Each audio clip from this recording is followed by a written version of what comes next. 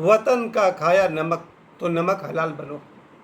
ये बात मैं कह रहा हूँ। आज मैंने ओवैसी साहब का एक इंटरव्यू देखा जिसमें वो कह रहे थे जो कश्मीर में जो हत्या हुई है उन्होंने आतंकियों की घोर निंदा की और यहाँ तक कि पड़ोसी देश को भी उन्होंने सुनाया।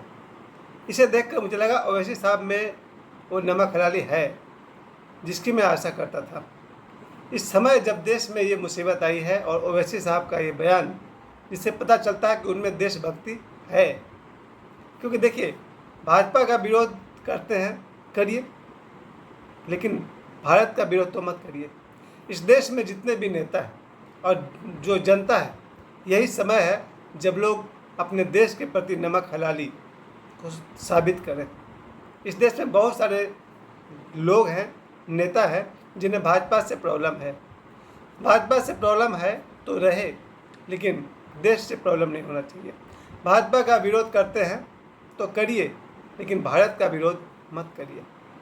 यही समय है जब इस समय मैंने देखा इस देश के गिने चुने नेता योगी जी, ओवैसी साहब, इनका मैंने बयान तो सुना जिसमें इन्होंने आतंकवादियों के खिलाफ घोर निंदा की है। आतंकवादियों के विरोध में इन्होंने कहा, यहाँ तक कि पाकिस्तान के विरोध में भी इन्होंने इशारों इशारों में बात कह दी। लेकिन बाकी जो कुछ दिग्गज नेता हैं भारत में, और भी योगी जी और ओवैसी साहब के अलावा, उनके तरफ से मैंने अभी तक कोई बयानबाजी तो देखी नहीं है। इंतजार तो रहेगा, क्योंकि देश में सिर्फ मोदी जी, अमित शाह और श्री राजनाथ सिंह और योगी जी ही नहीं हैं, और भी बड़े बड़े धुरंधर यहाँ पर हैं। क्योंकि भारत इन सब का है।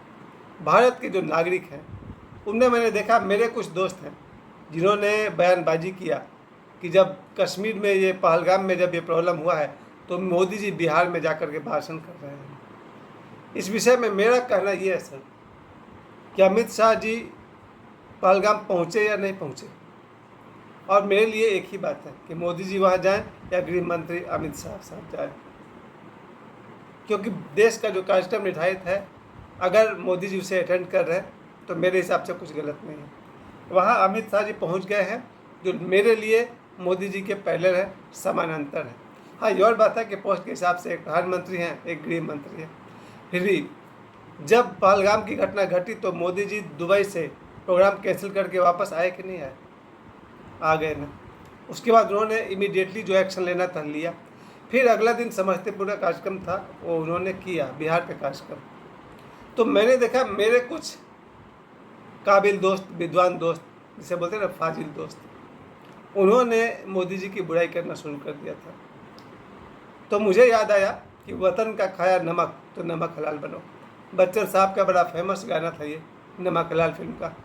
तो मुझे याद आया कि जो मेरे और भी कुछ करीबी दोस्त हैं जिन्हें इस बात का एहसास ही नहीं है कि जिस देश में हम रहते हैं, जिस देश का नमक हम खाते हैं, उस देश के लिए दो शब्द कहना हमारा फ़र्ज़ है।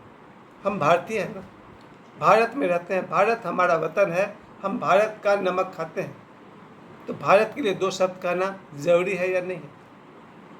लेकिन मेरे कुछ दोस्त हैं जो इस बात को समझने को तैयार नहीं है। ज़रा सोचिए, इस समय मैंने परसों जो वीडियो मैंने बनाया था 2 दिन पहले, हिंदू मुस्लिम भाई भाई है या नहीं, यस और नो, जिसे मैंने साबित करने की कोशिश की थी कि मेरे बचपन से आज तक का अनुभव रहा है कि मेरे बहुत सारे मुसलमान दोस्तों ने मेरा साथ दिया है, और आज भी सुबह उठ करके गुड मॉर्निंग मैसेज आता है।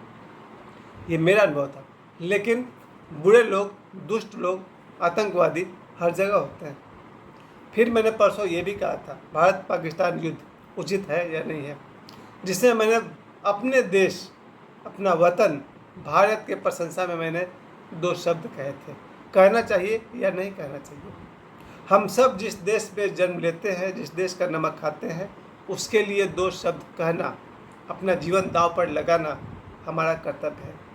भारत हमारा देश है, हम भारत के हैं, हम भारत के नमक खाते हैं। आप ये मत कहिए कि नमक तो हम खरीद के खाते हैं। नहीं साहब, हम इस देश का नमक खाते हैं, भारत के लिए जो हमारा फ़र्ज़ है। और उसे ओवैसी साहब ने ठीक समझा। मुझे खुशी है कि भाजपा के कट्टर विरोधी होते हुए भी उन्होंने भारत के लिए ये अपने बयान उन्होंने दिया है। यही इस समय ज़रूरत है। पूरे भारत को, हालांकि मोदी जी तो एक्शन ले चुके हैं, और मैं ये नहीं कहूँगा कि ये मोदी जी का ब्रह्मास्त्र है, क्योंकि तो छोटा सा अस्त्र है जो मोदी जी ने अभी शुरू किया है। अभी उनके पास दिव्यास्त्र होगा, अभी उनके पास ब्रह्मास्त्र होगा, उनके पास तो बहुत कुछ होगा। फिलहाल इस समय उन्होंने एक्शन लेना शुरू कर दिया और आतंकवादियों को ढूंढ ढूंढ कर मिटाना शुरू कर दिया है। कल उन्होंने एक आतंकवादी के ठिकाने पर बॉम्बार्डमेंट भी करा, जिसका वीडियो हम लोगों ने समाचार में देखा भी आज इंडिया टीवी पर। तो प्यारे भाइयों, मोदी जी जो कहते हैं वो करते हैं। उसके हिसाब से ज़रा याद करिए उनके पुराने बातों को, जिसमें उन्होंने कभी श्री राम मंदिर बनाने की बात कही, कभी 3 तलाक हटाने की बात कही, धारा 370 हटाने की बात कही, वक्फ बिल में संशोधन की बात कही, और उन्होंने आतंकियों को मिट्टी मिला देने की बात कही। बहुत सारी बातें आपको दिखेगी कि मोदी जी जो कहते हैं वो करते हैं। चलिए, अब ये समय सिर्फ इस बात में, बॉलीवुड से तो मैं कोई आशा करता नहीं हूँ कि बॉलीवुड के कलाकार इस पहलगाम के आतंक के खिलाफ कुछ कहेंगे। शायद मैंने सुना है सोनू निगम ने कुछ कहा है और कुछ देश के लिए अच्छा ही कहा है, लेकिन बॉलीवुड के कलाकार, उन्हें मैं बहुत ज़्यादा अब आशा नहीं करता हूँ कि वो लोग भारत के पक्ष में और पाकिस्तान और आतंकवाद के विपक्ष में कुछ कहेंगे। चलिए, कोई बात नहीं, वो नाचने गाने वालों की दुनिया है, पर वहाँ भी देशभक्त हैं। आशा तो करता हूँ कि बॉलीवुड, जिसकी जनसंख्या 5-10 लाख से अधिक है, उसके लाइट मैन, साउंड मैन सबको आप जोड़िएगा तो बॉलीवुड की संख्या भी, उनके मेंबर्स की संख्या 5-10 लाख है। उन सब को भी याद दिलाना ज़रूरी है कि वतन का खाया नमक तो नमक हलाल बनो।